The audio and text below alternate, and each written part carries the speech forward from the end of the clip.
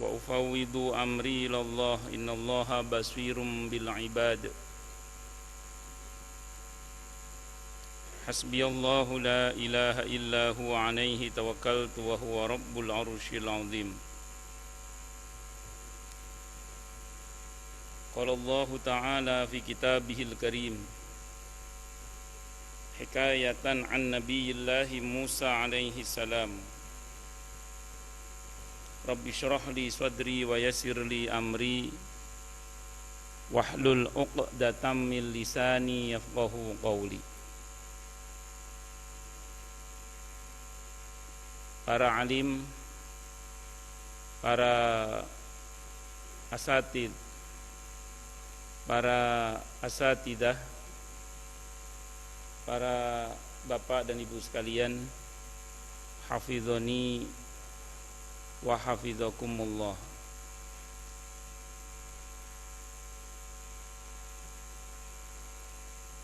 Wabil khusus segenap pengurus masjid Baitul Hakim yang semoga pengurusnya dan jamaahnya selalu dalam naungan rahmat, barokah, perlindungan serta bimbingan Allah Subhanahu wa taala. Amin Allahumma amin insyaallah. Pertama-tama marilah kita haturkan puja dan puji syukur kita kehadirat Allah Subhanahu wa taala dengan berucap alhamdulillah. Mudah-mudahan dengan hamdalah ini nikmat dari Allah untuk kita ditambah. Karena Allah telah berjanji dalam Al-Qur'an di surah Ibrahim ayat 7, A'udzubillahi samii'il 'aliim minasyaitonir rajim. Wa ita'adzana rabbukum la in syakartum la azidannakum wa la in kafartum inna adzabi lasyadid. Jadi kalau kita bersyukur, sungguh nikmat dari Allah untuk kita akan ditambah. Dan kalau kita kufur, kita diingatkan oleh Allah akan siksanya yang sangat pedih. Ini janji Allah, dan janji Allah dalam Al-Qur'an itu la raiba fih, tidak ada keraguan di dalamnya. Di antara tafsir la raiba fih adalah siapapun yang mengamalkan isi Al-Qur'an dengan keimanan dan keyakinan, maka Allah akan tunjukkan kebenaran Al-Qur'an itu kepadanya hingga tiada lagi keraguan dalam hatinya. Salawat dan salam semoga tercurah limpahkan untuk junjungan kita Nabi besar Muhammad sallallahu alaihi wasallam. Semoga kita semua diakui sebagai umat beliau. Amin Allahumma amin insyaallah. Para jamaah sekalian, hafizoni wa hafizakumullah. Pada kesempatan kali ini insyaallah kita akan mencoba membahas tentang sifat wajib Allah yang iradah. Jadi ada wujud, qidam, baqa, mukhalafatu lil hawadisi, qiyamuhu binafsihi, wahdaniyah, qudrat, iradat. Iradah atau kehendak Allah Subhanahu wa ta'ala. Di dalam ilmu akidah itu ada istilah yang sangat populer dengan bunyi ana urid, anta turid, wallahu fa'alul lima yurid. Ana urid, saya punya mau. Anta turid, Anda juga punya mau. Tapi wallahu fa'alul lima yurid. Tapi pada akhirnya Allah lah yang akan melaksanakan apa yang Dia mau. Kalau bahasa sederhananya, saya punya mau, Anda punya mau, yang terjadi apa yang Allah mau. Jadi saya punya mau, Anda punya mau, yang terjadi apa yang Allah mau. Cuman memahami istilah dalam ilmu akidah ini jangan sampai kita menjadi orang yang berpaham Jabariyah kemudian. Jabariyah itu kelompok fatalism. Kelompok fatalism itu kelompok yang mengatakan ya semua udah diatur oleh Allah. Buat apa kita berusaha? Nah, sebut apapun kita berusaha kan ujung-ujungnya juga ketentuan Allah yang terjadi. Jadi buat apa kita berusaha? Jadi kelompok Jabariyah ini menafikan usaha. Mereka menganggap tidak perlu berusaha itu karena semua sudah ditentukan oleh Allah Subhanahu wa taala. Kelompok Jabariyah namanya kelompok Jabariyah, fatalism. Ini tentu tidak benar. Karena bukan begitu yang diajarkan oleh Nabi kita Muhammad sallallahu alaihi wasallam. Yang diajarkan oleh Nabi kita Muhammad sallallahu alaihi wasallam adalah kataballahu alaikum sa'ya fas'au. Itu kata Nabi. Allah wajibkan kalian untuk berusaha, maka berusahalah. Kataballahu alaikum sa'ya fas'au. Allah wajibkan kalian untuk berusaha, maka berusahalah. Dalam kitab Riyadhus Shalihin ada seorang sahabat yang bertanya, "Ya Rasulullah, kalau semuanya sudah Allah tentukan, buat apa kita berusaha?" Kata Nabi, "Berusahalah.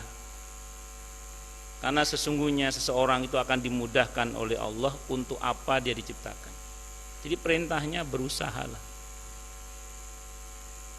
Karena dalam i'tiqad Ahlussunnah wal Jamaah, justru karena kita yakin yang terjadi adalah apa yang Allah mau, maka kita harus berusaha merayu Allah agar apa yang kita mau itu juga dimaui oleh Allah. Justru karena kita meyakini bahwa apa yang terjadi adalah apa yang Allah mau, maka kita harus merayu Allah agar apa yang kita mau itu juga dimaui oleh Allah. Berharap agar apa yang kita mau di ACC oleh Allah, itu namanya berharap taufik. Berharap agar apa yang kita mau itu di ACC oleh Allah untuk terjadi, itu namanya berharap taufik. Taufik itu dari kata waffaqa, yuwaffiqu taufiqan, artinya persetujuan. Artinya apa? Persetujuan. Jadi kalau kita berharap taufik, berarti kita berharap persetujuan Allah agar apa yang kita mau itu juga dimaui oleh Allah. Nah, itu namanya berharap taufik namanya. Jadi nggak boleh dengan dalih karena semuanya sudah diatur oleh Allah lantas kita tidak mau berusaha, itu tidak boleh. Dalam Islam itu tidak boleh.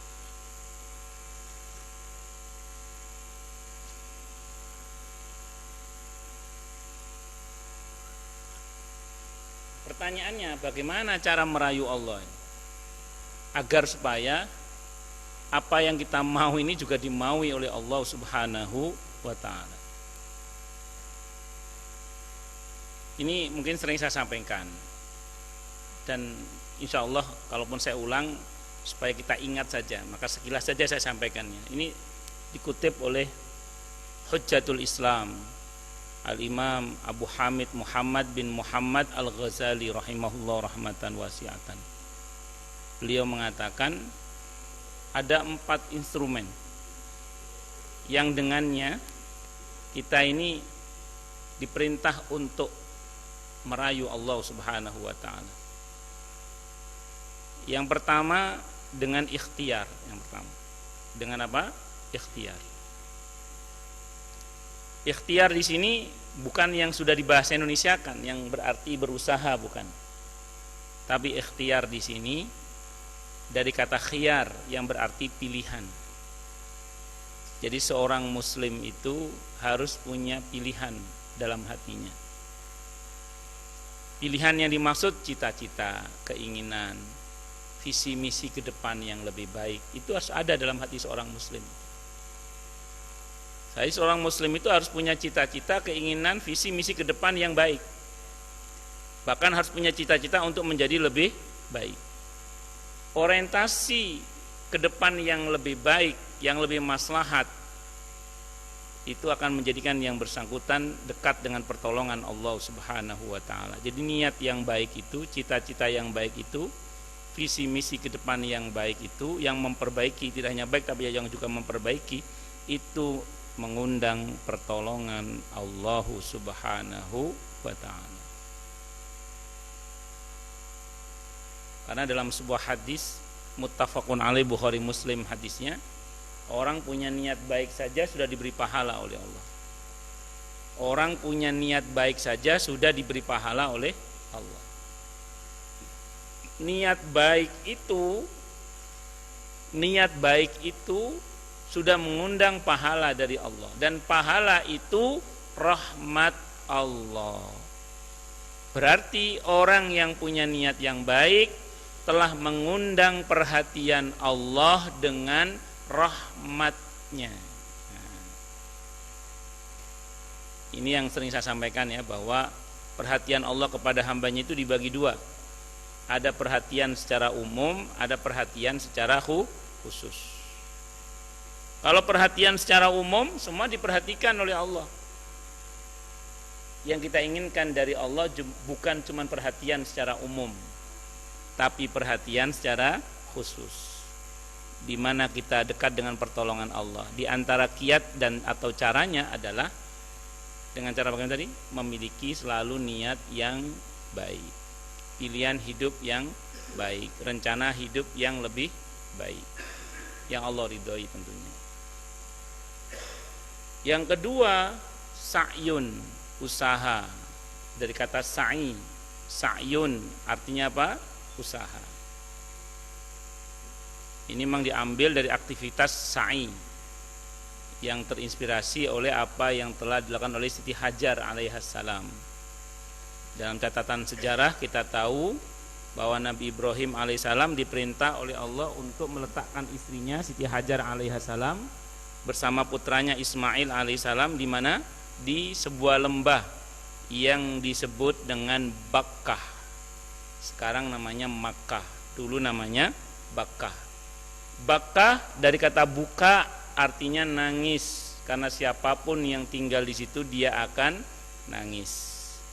Gimana nggak nangis? Padang berbatu, nggak ada air. Dzulqarnain yang diceritakan oleh Allah dalam Al-Quran di surah Al-Kahfi itu, pusat kekuasaannya menurut sebagian para mufassir di Alexandria, Mesir.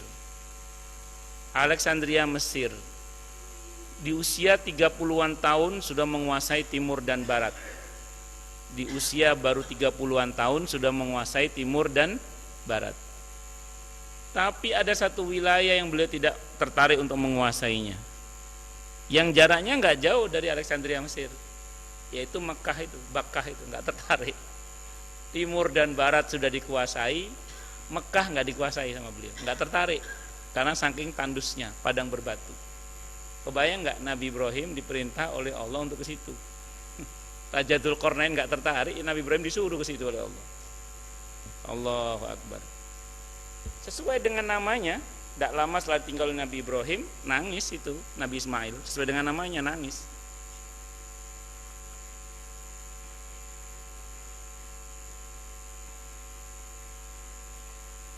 Sesuai dengan namanya, nangis beliau. Siti Hajar alaihissalam tahu di situ nggak ada air, tahu beliau. Tahu nggak ada air itu, tahu beliau di situ nggak ada air. Gali sumur juga nggak mungkin, perempuan beliau. Padang berbatu lagi. Tapi akidahnya mengatakan, ini akidah yang benar yang diajar oleh Nabi Ibrahim alaihissalam, mengatakan, akidahnya mengatakan apa? Saya harus berusaha. Usaha itu namanya apa? Sa'i itu, sa'yun itu. Akhirnya beliau lari-lari kecil. Jadi lari-lari kecil itu aktivitasnya. Ya, sa'yun itu usaha artinya. Lari beliau, lari sofa, marwah, tengok sana, tengok sini. Tahu nggak ada air, tahu beliau. Cuman akidahnya mengatakan harus berusaha. Qadarullah, di sofa nggak dapat air, di marwah juga nggak dapat air. Tapi dapat air nggak? Dapat.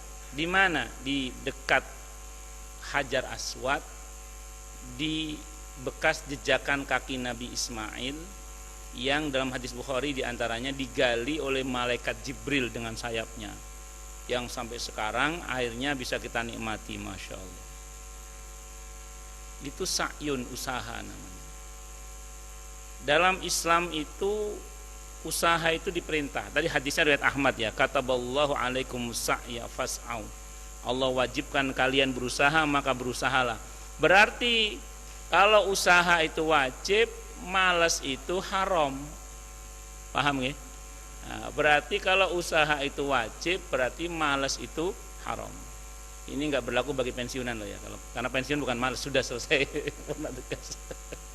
Saya ulang, ini nggak berlaku bagi pensiunan. Karena pensiunan bukan nggak bekerja, sudah selesai bekerja secara formalnya. Setelahnya itu terserah. Nah, jadi itu intinya itu.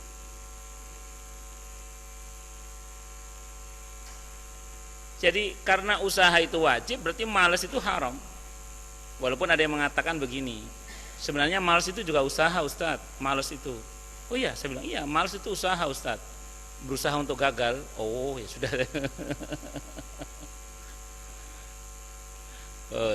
Paham ya? Nah, jadi harus berusaha. Kataballahu alaikumus sa'ya fas'au. Nah, usaha itu sendiri, di dalam usaha sendiri itu mengandung nilai ibadah.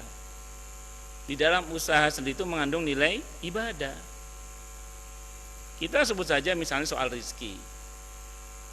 Rizki itu kalau dalam akidah kita itu ditanggung oleh Allah Subhanahu wa taala. Jatah kita itu sudah ada. Dalam sebuah hadis yang sahih al-kamakal disebutkan, rizki itu seperti ajal. Kemanapun kita lari, kita akan terkejar. Kalau mau kita teruskan dalam akidah kita ini, kita tidak berusaha sekalipun, rizki itu sampai kepada kita. Cuman begini, kalau kita tidak berusaha, rizki itu sampai kepada kita dengan cara yang tidak terhormat. Dikasihani gitu loh, disantuni, ya dengan cara yang tidak terhormat. Kalau kita tidak berusaha. Tapi kalau kita berusaha, rizki itu sampai kepada kita itu dengan cara yang terhormat, sehingga kita itu dihormati. Tahu singa ya? Tahu singa? Singa itu yang berwibawa itu singa perempuan, bukan singa laki-laki, bukan. Singa perempuan. Singa betina itu yang lebih berwibawa dibandingkan dengan singa jantan. Singa jantan itu sama anaknya yang kecil itu ditapok-tapok kepalanya, dinaik-naiki itu. Oh, enggak ngelawan, wong pemalas. Namanya aja raja hutan, tapi enggak mau berburu itu singa jantan itu. Yang berburu itu singa betina. Anak-anaknya itu menaruh hormat sama ibunya itu, singa jantan. Siapa singa betina itu? Karena yang berburu itu singa betina. Singa jantan itu mau turut tok. Makanya ya turut nyetak anak tok lah. Nah, itu makanya anak-anaknya itu kalau bermain sama bapaknya itu dipukuli kepalanya, dinaiki, enggak ada wibawanya depan anaknya itu. Singa itu ya cuman diceritanya aja dia raja rimba, ning ceritane tok ae. Janjane ya ora. Iya, justru yang berburu itu singa betina. Makanya singa betina sangat dihormati. Allah. Nah, jadi itu ya usaha. Nah, di samping itu ada sebuah hadis Bukhari juga. Hadis Bukhari ada dosa itu yang tidak bisa rontok dengan sholat dan sedekah, tapi rontok dengan lelahnya seseorang mencari nafkah untuk keluarganya. Hadisnya Bukhari. Jadi ada dosa itu nggak rontok dengan perbuatan sholat dan sedekah, tapi rontok dosa itu dengan lelahnya seseorang mencari nafkah untuk keluarganya. Saya pernah ada bapak-bapak ketika saya ngisi kajian di kantor Kementerian BUMN, masih muda beliau bilang, Ustadz saya mau berhenti, minta pensiun dini lah, saya mau sibuk ke masjid aja lah, kata dia. Saya mau sibuk ke masjid aja. Maksudnya bapak nggak bekerja lagi? Ya di sini nggak bekerja lagi Ustadz, di rumah sih insya Allah masih buka usaha lah, kata dia. Kenapa bapak mau berhenti? Ya tadi Ustadz, saya mau ke masjid aja. Saya bilang, apa bapak merasa bahwa kalau bapak sibuk ke masjid aja dan tidak lagi bekerja di sini, terus bapak merasa lebih baik? Ya kan memang ke masjid lebih baik Ustadz. Oh iya, saya bilang. Tapi maksud saya, apakah bapak kemudian yakin itu lebih baik? Maksudnya Ustadz, nah, saya sampaikan hadis tadi Bukhari itu, jangan salah Pak. Ada perbuatan dosa itu yang tidak bisa hapus dengan sholat dan sedekah, tapi rontok oleh lelahnya kita mencari nafkah untuk keluarga. Saya bilang, kenapa bisa begitu Ustaz? Ya karena kadang kita sholat kurang khusyuk. Kadang kita sholat kurang khusyuk. Kadang kita sedekah kurang ikhlas. Tapi saya mohon maaf ya, suami itu kalau cari nafkah buat istri, buat anak, itu tulusnya luar biasa. Saya mohon maaf kan, Anda sebagai seorang ayah, barangkali Anda bisa merasakan bagaimana tulusnya seorang ayah ingin membahagiakan anak-anaknya. Bagaimana tulusnya seorang suami ingin membahagiakan istri dan anak-anak.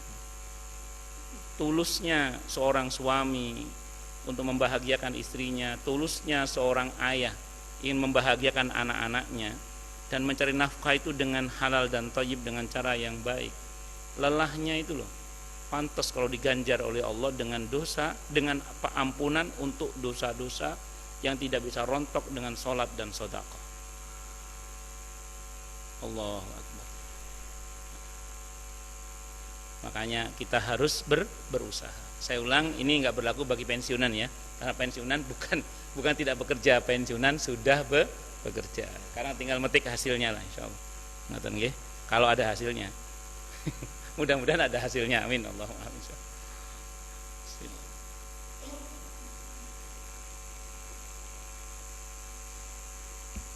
Alhamdulillah. Bun, lanjut. Yang kedua, yang ketiga ad-du'a, dengan berdoa.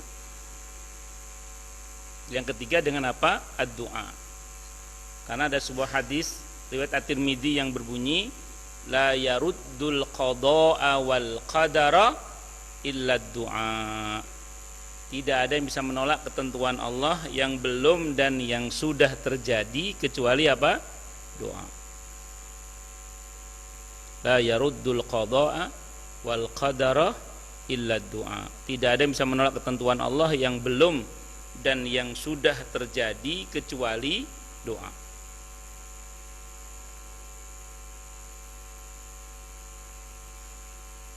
Ini sering saya terangkan juga ya. Kalau yang belum terjadi, oke lah kita tidak tahu. Kalau yang sudah terjadi, apa contohnya? Kalau di Al-Quran banyak contohnya.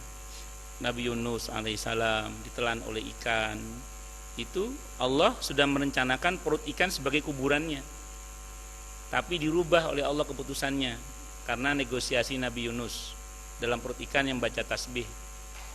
Yang populer sebagai doanya Nabi Yunus alaihissalam, la ilaha illa anta subhanaka inni kuntu minadh dhalimin. Ibnu Qayyim Al-Jauziyah rahimahullah ketika mengutip riwayat kisah tentang Nabi Yunus ini menceritakan para sahabat bertanya, ya Rasulullah, itu Nabi, bagaimana dengan kami yang bukan Nabi?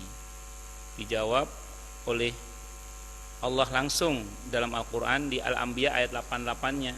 87 itu la ilaha illa anta subhanaka inni kuntu minadh dhalimin.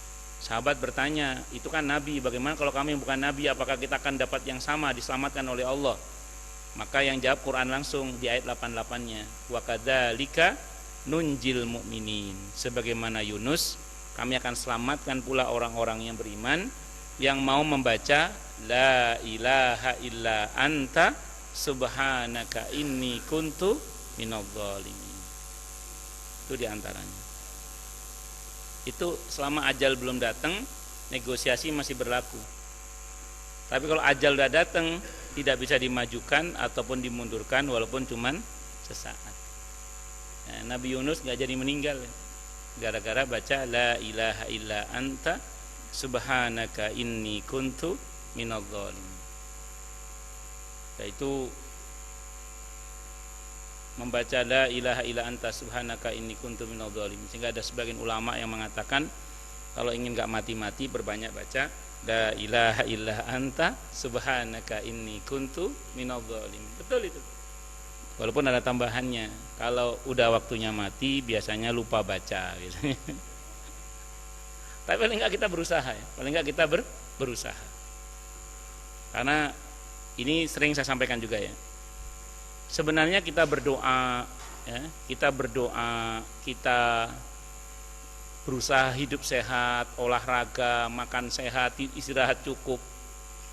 Sebenarnya kan itu kan tidak menambah volume umur kita. Dalam arti gini, ajal kita itu sudah Allah tetapkan. Anda mau olahraga, mau hidup sehat, mau goes, mau makan sayur, makan buah, diet karbo, mau opolah terserah lah.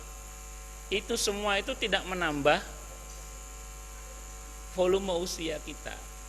Ajal kita itu sudah Allah tetapkan. Tapi kita berusaha hidup sehat itu semata-mata agar kita ini lebih bermanfaat, itu aja. Agar kita lebih bermanfaat, lebih berkah gitu loh.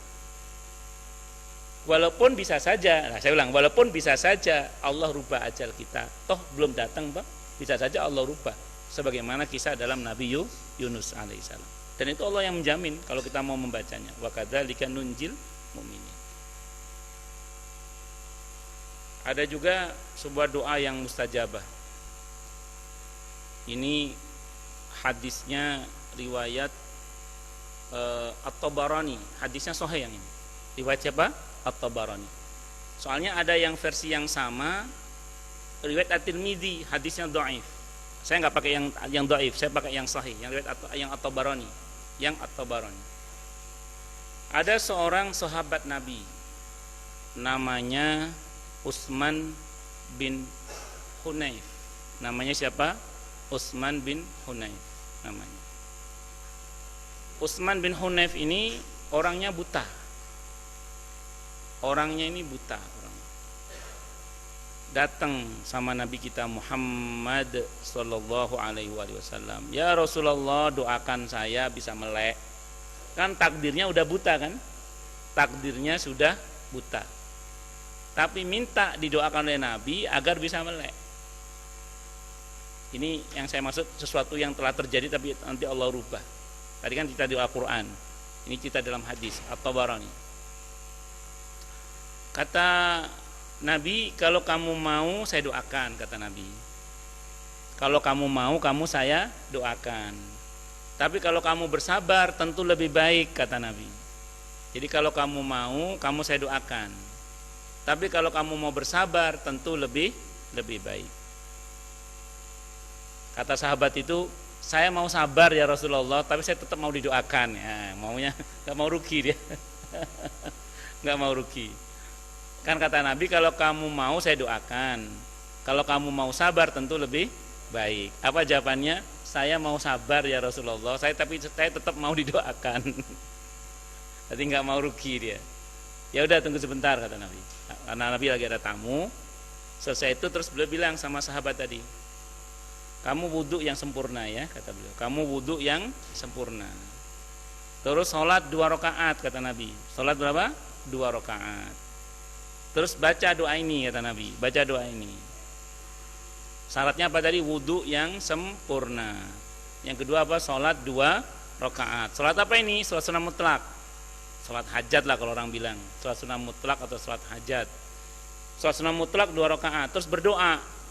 Doanya kata Nabi, Allahumma inni as'aluka wa atawajjahu ilaika binabika Muhammadin sallallahu alaihi wa alihi wasallam nabi rahmah.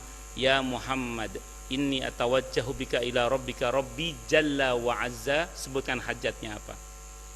Sahabat ini berdoa dengan doa itu, dengan izin Allah melek. Dengan izin Allah melek, bisa melihat dengan izin Allah. Takdirnya buta. Setelah baca doa itu bisa melek dengan izin Allah Subhanahu wa taala. Ternyata doa ini nanti dibaca oleh para tabi'in. Tabi'ut tabi juga membaca. Generasi salaful ummah banyak yang membaca doa ini untuk berbagai macam masalah, termasuk untuk masalah penyakit yang sulit disembuhkan dengan izin Allah. Kalau saya nggak salah ini terjadi di generasi tabi'in atau tabi'ut tabi'in, lupa. Ada seorang di kalangan ulama salafus saleh itu divonis oleh dokter sakit, yang sakitnya itu dokter udah angkat tangan, tidak bisa menyembuhkan, angkat tangan. Memang dokter nggak bisa menyembuhkan ya, tapi sudah angkat tangan nggak bisa ngobati, udah angkat tangan nggak bisa ngobati. Ketika dokter udah angkat tangan, si sang ulama ini mengamalkan hadis tadi itu. Beliau wudhu dengan sempurna, sholat 2 rakaat, berdoa, Allahumma inni as'aluka wa atawajjahu ilaika binabiyika Muhammadin sallallahu alaihi wa alihi wasallam nabi rahmah ya Muhammad inni atawajjahu bika ila rabbika rabbi jalla wa azza. Dengan izin Allah sembuh. Ini mungkin loh ya. Anda mengatakan itu kan orang salaf Ustaz. Zaman sekarang ada, di zaman sekarang kita ini ada yang mengamalkan doa ini dengan izin Allah sembuh, itu ada. Saya masih ingat itu, ada kawan satu pesantren. Satu saat itu masanya masih musimnya SMS, belum musimnya WA kayak sekarang ini, SMS. Saya pamit, mohon maaf lahir batin, mau kemana? Mau meninggal dunia. Loh, kok mau meninggal dunia? Iya, dokter berangkat tangan, nggak sanggup ngobati penyakit saya. Jadi dokter sudah angkat tangan semua. Jadi pamit sama teman-temannya, saya pamit mau meninggal dunia. Setelah itu lama nggak menghubungi. Tahu-tahu telepon, ada telepon masuk karena kan nggak, rupanya pakai nomor lain. Saat itu belum kayak sekarang kan harus terdaftar nomor. Kalau dulu kan pokoknya nomor lah. Ada nomor masuk, begitu diangkat, ini siapa? Saya si fulan. Sebentar. Ini telepon dari alam barzah apa dari alam dunia ini? Karena terakhir SMS pamit mau mati. Kok tiba-tiba telepon? Saya tanya, ini telepon dari alam barzah apa dari alam dunia ini? Oh, masih di dunia katanya, masih di dunia. Oh, masih di dunia. Terus gimana, katanya mau mati? Alhamdulillah nggak jadi katanya. Loh, gimana ceritanya kok nggak jadi? Beliau cerita, saya ngamalkan hadis itu yang dulu kita belajar di pesantren itu, hadis riwayat At-Tabarani itu. Jadi begitu dokter sudah angkat tangan, beliau sudah mau gimana lagi? Ambil wudhu yang sempurna, sholat 2 rakaat, mohon pada Allah, Allahumma inni as'aluka wa atawajjahu ilaika binabiyika Muhammadin sallallahu alaihi wa alihi wasallam nabi rahmah ya Muhammad inni atawajjahu bika ila rabbika rabbi jalla wa azza, dan sebutkan hajatnya. Itu hadisnya sahih riwayat At-Tabarani. Nah, tapi ada hadis yang serupa, redaksinya mirip, riwayat At-Tirmidzi, hadisnya dhaif. Kadang ada beberapa kawan yang resek mengatakan itu hadisnya dhaif. Yang versi riwayat yang mana yang dhaif? Yang At-Tirmidzi memang dhaif, tapi yang versi At-Tabarani hadisnya sahih. Atau kamakal. Bisa dipahami ya? Pun lanjut. Itu doa. Kemudian tawakal. Yang keempat, bertawakal kepada Allah Subhanahu wa taala. Bertawakal kepada Allah Subhanahu wa taala. Bertawakal ini Allah janjikan, ada di surah At-Tolak ayat 3 itu. Wa may yatawakkal 'alallahi fahuwa hasbuh. Siapa yang bertawakal kepada Allah, maka Allah yang akan mencukupinya. Siapa yang bertawakal kepada Allah, maka Allah yang akan mencukupinya. Dari empat hal ini itu mencakup hal yang bersifat satu, sunnatullah. Yang kedua mencakup hal yang disebut dengan masyiatullah, mengundang kehendak Allah. Pertama sunnatullah. Tadi di pada usaha itu sunnatullah itu. Usaha itu sunnatullah. Sunnatullah itu kebiasaan Allah. Hukum kausalitas, sebab akibat. Kalau mau sehat ya jaga kesehatan. Kalau mau pinter ya belajar. Kalau mau kaya ya jangan boros. Misalnya gitu. Jadi itu namanya sunnatullah namanya. Di pada usaha tadi itu sunnatullah namanya. Kebiasaan Allah. Tapi kata Imam Ghazali, Allah sebagai pemilik sunnatullah itu berhak berbuat di luar sunnatullah, namanya masyiatullah, kehendak Allah atau iradahnya Allah. Jadi Allah sebagai pemilik sunnatullah itu berhak berbuat di luar sunnatullah. Saya ulang, Allah sebagai pemilik sunnatullah itu berhak berbuat di luar sunnatullah. Perbuatan Allah di luar sunnatullah itu namanya masyiatullah, mengundang kehendak Allah atau pertolongan Allah. Apa yang tadi? Niat yang baik, doa yang sungguh-sungguh, bertawakal yang hanya kepada Allah. Itu mengundang masyiatullah. Saya pas ngomong begini, ada orang ketika saya diundang di sebuah perusahaan yang pemasarannya agak mengkhawatirkan itulah. Nah, itu saya pernah diundang, saya sampaikan teori ini tentang sunnatullah dan masyiatullah. Ada salah satu tim marketingnya itu ngomong gini sama saya, oh itu nggak masuk akal itu. Dia bilang gitu, itu nggak masuk akal. Saya jawab, kalau Anda hanya bertindak berdasar yang masuk akal saja, maka pertolongan Allah untuk Anda cuman yang masuk akal saja. Saya bilang gitu. Ya, kalau kita hanya percaya pada yang masuk akal saja, maka pertolongan Allah untuk kita cuman yang masuk akal saja. Padahal pertolongan Allah yang nggak masuk akal itu banyak, lebih banyak bahkan. Pertolongan Allah yang akal kita tidak bisa menjangkau itu jauh lebih banyak. Dan saya ada banyak lah cerita tentang masalah ini. Nggak usah kita di luar Quran. Kisah di dalam Al-Quran saja sudah banyak, apalagi di luar Al-Quran. Sudah adzan. Wallahu a'lam bishawab. Nggih, monggo silakan adzan dulu.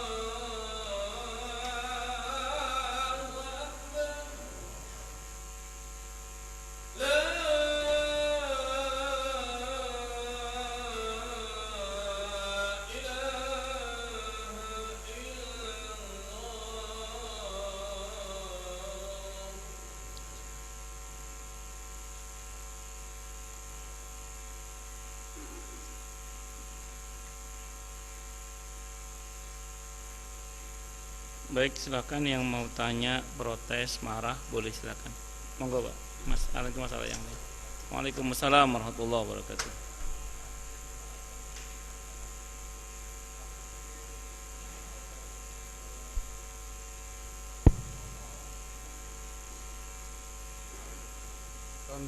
Tentuan Allah terhadap manusia yang sudah ditentukan sejak usia 4 bulan 10 hari katanya, baik terhadap kebaikan keburukannya, terhadap rezekinya maupun ajalnya. Yang saya tanyakan berkaitan dengan ajal, apakah ajal itu memang sudah ditetapkan waktunya oleh Allah Subhanahu wa taala, termasuk juga sebab-sebabnya. Misalnya ajal seseorang ditentukan karena sakit, atau ditentukan karena kecelakaan, ataupun karena sebab-sebab lain. Saya kira itu demikian. Assalamualaikum warahmatullahi wabarakatuh. Memang masalah takdir ini diskusinya luar biasa, dahsyatnya di kalangan para ulama. Tapi saya nggak mau ribet-ribet, nggak mau bingung-bingung, karena saya merujuk juga pada dalil yang ada. Jadi memang betul hadisnya Bukhari dan Muslim, memang pada saat kita berusia 120 hari, 4 bulan kali 3, 40 kali 3, mohon maaf, 120 hari dalam kandungan, memang takdir kita telah dicatat oleh Allah Subhanahu wa taala. Keseluruhannya telah dicatat oleh Allah Subhanahu wa taala. Bahkan mohon maaf, surga neraka kita sudah dicatat di situ. Bahkan tidak hanya sepanjang di dunia, bahkan surga neraka kita sudah ada catatan pada saat kita 120 hari. Nah, tapi ingat, ini catatan perlu kita catat dengan baik. Rupanya takdir itu dalam catatannya, walaupun saya ulang ya, ada informasi yang menunjukkan bahwa takdir itu tidak akan berubah, akan tetapi terlalu banyak dalil yang menunjukkan bahwa takdir itu bisa berubah. Saya ulang ya, memang ada beberapa dalil yang menunjukkan bahwa takdir itu tidak akan berubah. Kalau bahasanya Nabi, takdir telah tertulis, tinta telah mengering, kan istilahnya begitu. Mengesankan seolah-olah bahwa takdir nggak bisa dirubah lagi. Nah, akan tetapi saya ulang, dalil yang menunjukkan bahwa takdir itu bisa dirubah itu terlalu banyak dalilnya. Sebut saja misalnya, innallaha la yughayyiru ma biqaumin hatta yughayyiru ma bi anfusihim. Sesungguhnya Allah tidak akan merubah apa saja pada satu kaum itu, atau nikmat pada satu kaum itu, hingga kaum itu berusaha merubahnya. Belum lagi ada nanti dalil terkait dengan keutamaan silaturahim yang sifatnya memperpanjang umur, meluaskan rizki. Belum lagi nanti terkait dengan sedekah. Belum lagi nanti terkait dengan doa itu sendiri. Belum lagi contoh kasus dalam Al-Quran. Tadi saya ceritakan Nabi Yunus. Belum lagi kisah Nabi Ibrahim alaihissalam. Kisah Nabi Ibrahim alaihissalam itu dikisahkan bagaimana Siti Saroh alaihissalam itu sampai menopause gak punya anak. Padahal Nabi Ibrahim minta kepada Allah anak dari Siti Saroh itu dari beliau masih muda. Tapi justru Allah kabulkan doa itu ketika Siti Saroh sudah menopause, di saat dimana nggak mungkin punya anak, tapi malah Allah kabulkan. Nabi Zakaria juga gitu, dikabulkannya doanya punya anak dari istri yang sama, itu pada saat istrinya sudah menopause, malah di saat sudah nggak mungkin punya anak. Kalau Allah berkehendak nggak ada yang sulit. Nah, dan masih banyak lagi lah kisah-kisah yang lain yang Allah ternyata membuat dinamika dalam perubahan takdir. Puncaknya, catat baik-baik, Al-Qadar. Ketika Allah mengatakan tanazzalul malaikatu warruhu fiha biizni rabbihim min kulli amr. Nanti buka tafsirnya Ibnu Abbas. Kata Ibnu Abbas, amr di situ maknanya takdir. Malaikat di malam Qadar itu turun atas perintah Allah untuk menata takdir-takdir kita. Jadi takdir yang sudah tertulis di Lauhil Mahfuz itu kadang ditata ulang oleh Allah, mohon maaf bukan kadang, ditata ulang oleh Allah menurut informasi ayat itu setahun sekali dalam skala besar-besaran di malam Qadar. Itu kata Ibnu Abbas. Di takdir kita ini Pak, ditata secara besar-besaran setahun sekali Pak di malam Qadar itu. Dan itu dipilih oleh Allah untuk siapapun yang berhasil meraih keutamaan malam Qadar. Maka orang yang berhasil meraih keutamaan malam qadar itu biasanya setelahnya dia akan mengalami ledakan-ledakan perubahan takdir. Ciri yang paling khas dari malam qadar itu apa? Keberkahan. Keberkahan rizkinya, keberkahan usianya, keberkahan kesehatannya, keberkahan rumah tangganya, keberkahan umurnya, keberkahan kehidupannya. Dan Allah memilih di antara hamba-hambanya. Wa rabbuka yakhluqu ma yasha wa yakhtar. Al-Qasas ayat 68. Dan Tuhan mau menciptakan apa saja yang Dia kehendaki dan Dia memilih di antara ciptaan-ciptaannya itu. Dan siapa yang terpilih akan Allah ledakkan perubahan takdirnya di malam qadar itu. Dan kata Ibnu Abbas, setat penilaian Allah atas orang yang akan dipilih untuk dirubah takdirnya di malam qadar, setat penilaiannya dari malam nisfu Sya'ban. Dari malam nisfu Sya'ban itu Allah mulai mengadakan penilaian. Kata Ibnu Abbas, bukan kata saya itu, Ibnu Abbas yang ngomong. Nanti cek dalam tafsir Ibnu Abbas ketika menjelaskan tentang makna tanazzalul malaikatu warruhu fiha biidzni rabbihim min kulli amr. Itu bukan perkataan saya, Ibnu Abbas itu yang menafsirkan, yang menjelaskan itu. Itu dari start malam nisfu Sya'ban. Maka jangan main-main tuh dengan malam nisfu Sya'ban itu. Nah, itu start Allah melakukan penilaian untuk seseorang nanti akan diledakkan takdirnya di pada malam qadar. Saya kira itu. Nonton lagi. Wallahu a'lam. Oh, iya semuanya. Nah, termasuk sebab jamu bisa dirubah. Makanya gini, Pak.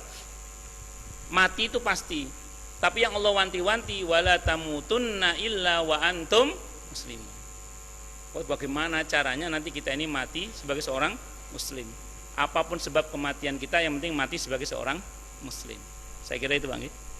Monggo Pak, monggo Pak.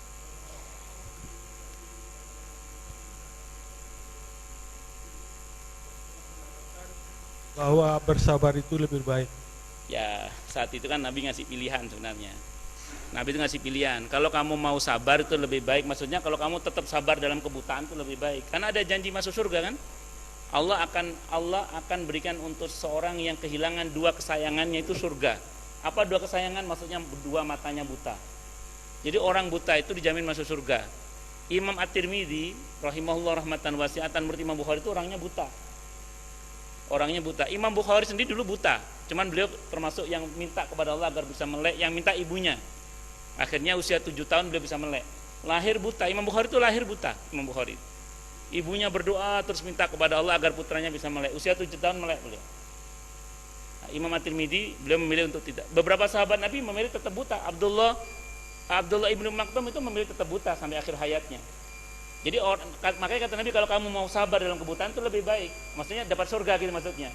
Tapi sahabat tadi mengatakan, saya pilih sabar ya Rasulullah, tapi saya pilih didoakan saja. Ya pinter dia itu. Ya pinter juga dia itu. Nah,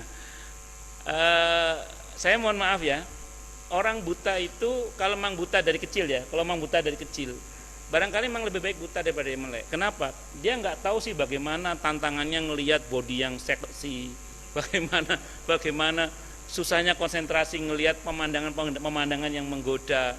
Mending nggak usah ndelok pisan wis karuan.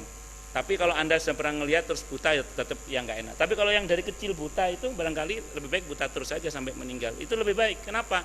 Karena mending begitu udah aman, nggak perlu tergoda dengan godaan-godaan dunia yang aneh-aneh ini. Betul, Pak. Tapi saya mohon maaf ya, beda dengan orang yang tadinya melek terus buta, itu beda kalau itu. Itu barangkali berat sekali itu. Tapi bagi orang yang memang tadinya memang sudah buta dari sejak kecil, barangkali lebih baik buta aja. Kenapa? Karena aman, Pak. Aman, nggak usah maaf ya, yang melek-melek kan ya Pak, faktanya ya, godaan kan masya Allah godaan itu luar biasa. Saya kira itu ya. Allahu Akbar. Nah, cukup dulu, kita tutup dengan hamdalah. Alhamdulillahirabbil alamin. Semoga kajian kita bisa bermanfaat, mubarakah fid dini wad dunya wal akhirah, untuk kita, keluarga kita dan seluruh umat Islam semuanya, dan mudah-mudahan kita semua dijadikan oleh Allah sebagai orang-orang yang sukses dunia akhirat, selamat dunia akhirat, bahagia dunia akhirat, dan dipermudah setiap urusan kita oleh Allah fid dini wad dunya wal akhirah. Semoga Allah limpahkan hidayah selalu untuk kita, semoga Allah tingkatkan selalu hidayah untuk kita, dan semoga Allah berikan hidayah untuk siapapun yang melihat kita. Subhanakallahumma bihamdika asyhadu an la ilaha illa anta astaghfiruka wa atubu ilaik. Sallallahu alaihi Muhammad wa ala alihi washabihi wasallam. Saya mohon maaf. Wassalamualaikum warahmatullahi wabarakatuh.